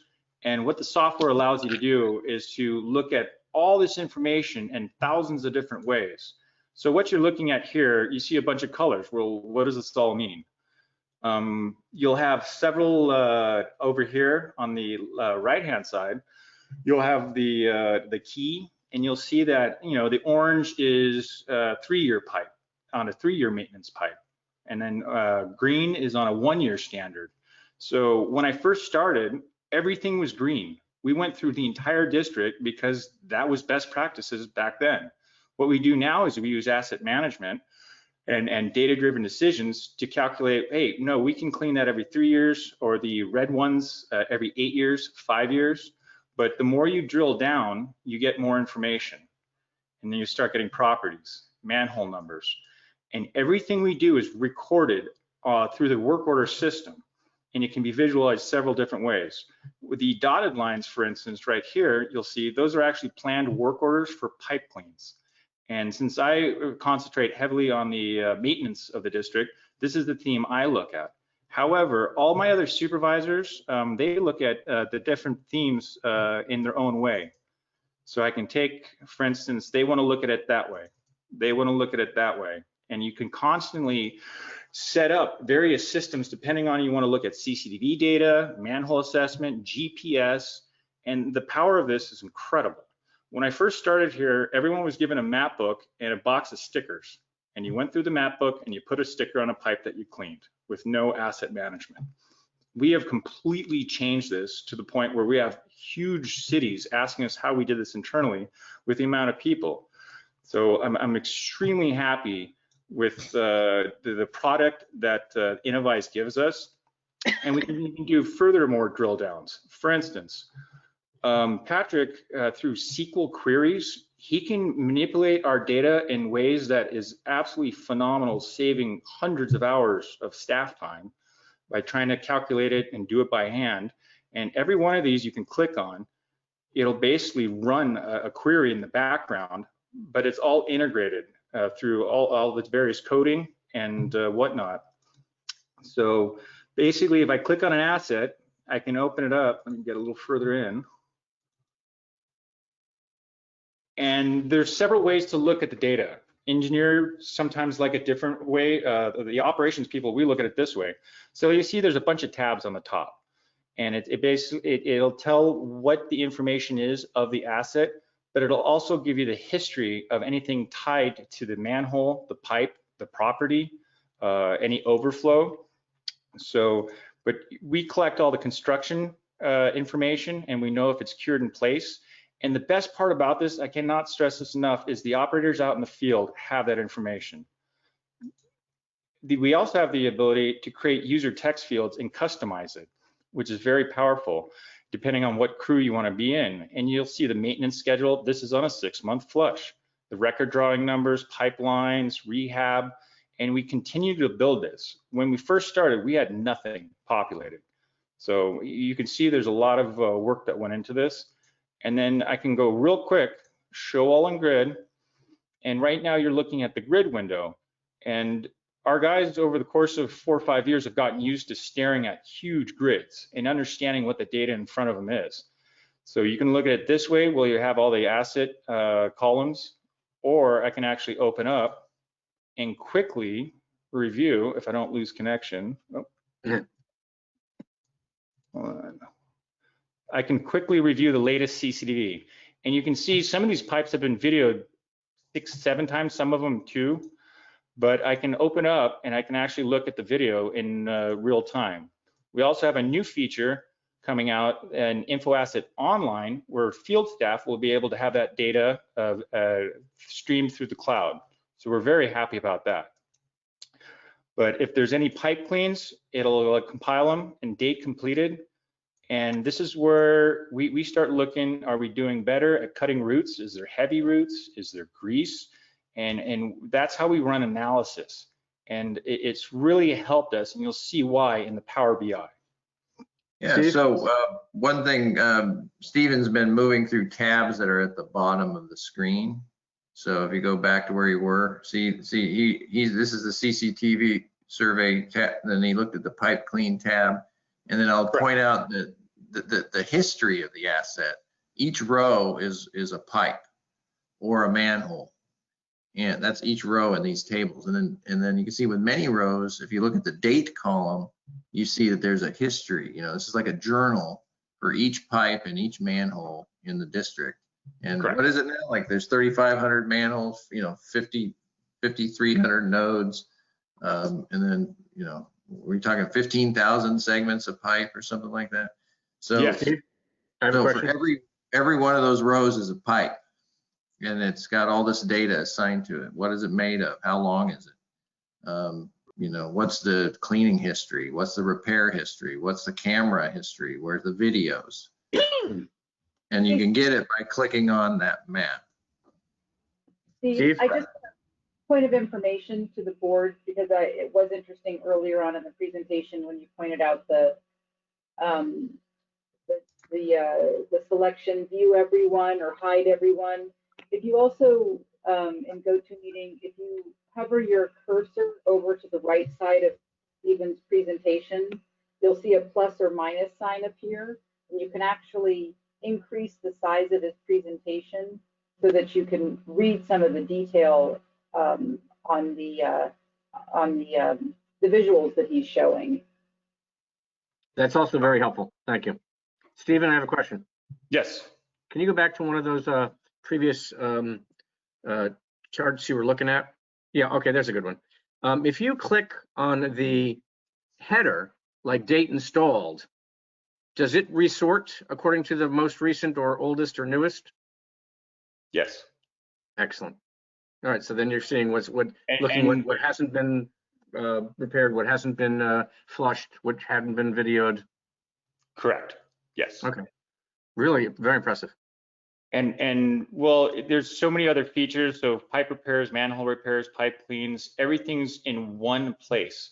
What a lot of agencies struggle is they have different CMMSs for different applications. And Invasive has a wonderful product. And the value of it is being shown from the fact that we used to have 5 cleaning crews go out and clean everything. Now we're down to 2 cleaning crews, and we're extremely flexible because of the data that comes out of that. And that's what the next the Power BI will be about. So Let me make sure I got most of the stuff I wanted to hit. And then, so we do have internal dashboards in, let's see where they are. This is another thing. For instance, I updated this at 4:50. This is a dashboard for line maintenance. And right away, I can see that I have a 6mm, it's 6-month maintenance. I have one overdue. It's 85 feet. So I've already contacted my operations supervisor. I'm all, hey, let's go get that cleaned up. These are all fully customizable. It's powerful, but Power BI has a way of interacting that InfoAsset doesn't have. But Power BI is based off of all the data in InfoAsset. So for instance, here on this column, you're looking at footages cleaned per day that was actually worked of that month. And below here, you have all your team leaders. So we can run an analysis on who's being very productive. Did anything come up? Was the truck down? And we can relay it to our fleet management. And we can say, hey, no, we had less footage, or no, we had a COVID exposure. We lost a little footage. For instance, here's the footage cleaned for the past 4 weeks. Yeah, we didn't get a lot of cleaning the week before when we had people in quarantine, but it tells a story. So it's a very powerful software, and there's all kinds of other ones that CCV has, repairs have, and we constantly update it. For instance, down here, I can tell how much the team leader, which is assigned to a 2-person crew, it was cleaning. So generally in this time, more than 20,000 feet is a great for LMC03, but LMC04 got 24,000 feet for this time of year. So everyone, this vehicle, LMC04, yeah, like Ramjet. Correct. And all the information you see here is what gets put into the monthly and the yearly metrics report. So Innovize is the backbone of everything we do. And again, I can go on for hours and hours, but I'm gonna make this real quick. So in taking a look at Power BI, this is an incredible software. And let me go over here with my notes. Power BI bridges the gap between data and decision-making by allowing users to easily connect to, model, and visualize your data so staff can monitor key performance indicators, the KPIs. Sheet 1, there's several sheets, but I'm just going to review the overview and the pipe clean model. It's very interactive. For instance, I can come over and hit control, and I can select what FY20, and the entire dashboard will change depending on what analysis I want to run. So it's pretty cool how Patrick put this together. And this gets into programming, and this is all relational data. So it's all tied together, what you're seeing in the actual dashboards. So for instance, this is how many feet we clean per city per fiscal year in San Anselmo, Green Bay, Larkspur. We also have a pipe cleaned maintenance schedule that we can see. This is a standard cleaning, 3 years cleaning, how many footage. And depending on what we want. Standard is once a year, just for your shorthand. Correct. And then maybe once for 3 years or 6-month flush. And so he's organizing all those pipes. I guess it's more than 15,000. Yeah, I was off on that one. So you can see the amount of footage, pipes clean versus the month. And it's really interesting. We can also look at resource leaders and see who's the highest performing person. Well, this individual got 986 work orders done. A lot of these other individuals are on the repair crew, so they're not normally doing line maintenance, but they have their own dashboard for repairs. So we can all get together and understand, hey, are we meeting expectations that the general manager has for us operationally, or do we have to shift gears? Now, the pipe clean model I'd like to end with is we're really happy with this because it tells a huge story. And on this one, this is total footage cleaned. That is clear, clear, clear. So this is pipe we do not want to be cleaning. And we've been able to track that. So 427,000 feet of pipe in FY 14-15, right. There was no reason. We brought out no debris. Okay, people were going out because they didn't have the technology and cleaning plastic lines that had grade, and there was no backups. you can see a considerable jump in 17, 18. And that's what allowed us to shift gears and move people to other places and other departments and add to the trenchless crew, more to the condition assessment crew. And the other one I want to show the board is the graph below. It's another way of seeing it. And again, people that work with me and we like the dashboards and the visual aspects and the interaction. But you can see the standard 1-year cleaning has dramatically dropped. So that it's less damage we're actually doing to the infrastructure. And again, this can be manipulated in multiple ways and it's fully interactive. And we've shown this to other agencies and they were also blown away. So with that, what are you had the tables on the periphery real quick. What are those? Oh, yes. So on the outside, you'll see 3-month cleaning and the type of pipe. So I know I have 2 pipes that are 3-month cleaning, and it just helps us. What's the most kind of pipe? What kind of pipe is the material in relation to the cleaning schedule? And what you should notice is there should be a lot more polyvinyl chloride when you're on 3-year because it was installed correctly, it was inspected correctly. But you'll notice on standard cleaning, once a year, the vitrified clay went to 2,257. So that's the vitrified clay pipe is our main issue with the roots, but this is how we keep an eye on it. And then of course you'll see the 6-month flush. And again, 6-month flush lines are the highest rated is the vitrified clay pipe, the 3-foot segments. So that's where we have most of the issues. So they tend to have more places where roots can come in at the bell and spigot of these old pipes.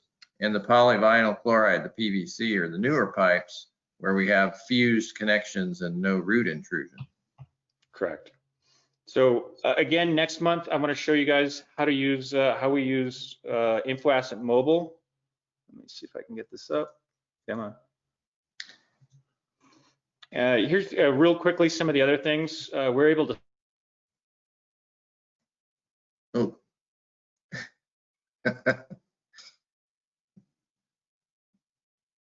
I say we consider a bonus for Steve to increase his technology at his house. I think that's the office. Oh, well, let's get out of there. Get into the new building.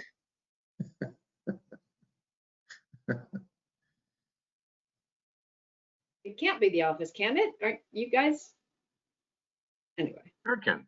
Why not? He's using the wireless because he's using his laptop, so the connection is in. Oh, okay. I was going to say, why can we see you guys? The board. Steve, we lost you for a long time. Oh no, sorry. That's okay. So I'll stop here. You wouldn't believe what we were talking about while you were gone. The technology report for next month will show you even more how we integrate the various systems. And with InfoAsset Planner, which is creating logic tree, and all of this is being used in our new infrastructure asset management plan update with West Yost and HDR. So it really facilitated us working with them because we're using the same software. And then I'll be going over InfoAsset Mobile, which the field guys are using. And with that's where they get it all on the phone, you know, so they're able to do the work orders and enter data while they're out in the field. Correct. All right. Thank you. Well done. Great. Thank you, board. I appreciate it. Thanks, Steve. We hear about the CMMS, but we don't get to see it. All right. With that, we are adjourned. Our next meeting, our next regular meeting is February 10th. Oh, I think Michael had a question. Oh, I thought he was waving goodbye. We can't hear you, Michael. Can't hear you. Oh, that's too bad. His mute is off. I guess is there like an expiration time on these meetings? He's going to text. No. Hey, is our board meeting on the 10th or the 17th in February? It's the 10th, actually. Great question. You know, the 17th is the ski week in Marin County, so we brought it up a week. You know, that's when the kids are off school. Okay. Michael's calling. Yes. He's Yeah. calling somebody else. No, he's calling Steve. No. Is the meeting adjourned? Okay, Michael wants to know how many terabytes of data storage are we using for all this? So I'd have to check, but I think about 6 terabytes in video. Video is the highest. Obviously, the 4K cameras that we just bought, but we're looking at Azure cloud-based integration or storing it on Amazon. So there's all kinds of ways WinCAN can work. So memory is not an issue. All right. With that, we are adjourned. Thank you all.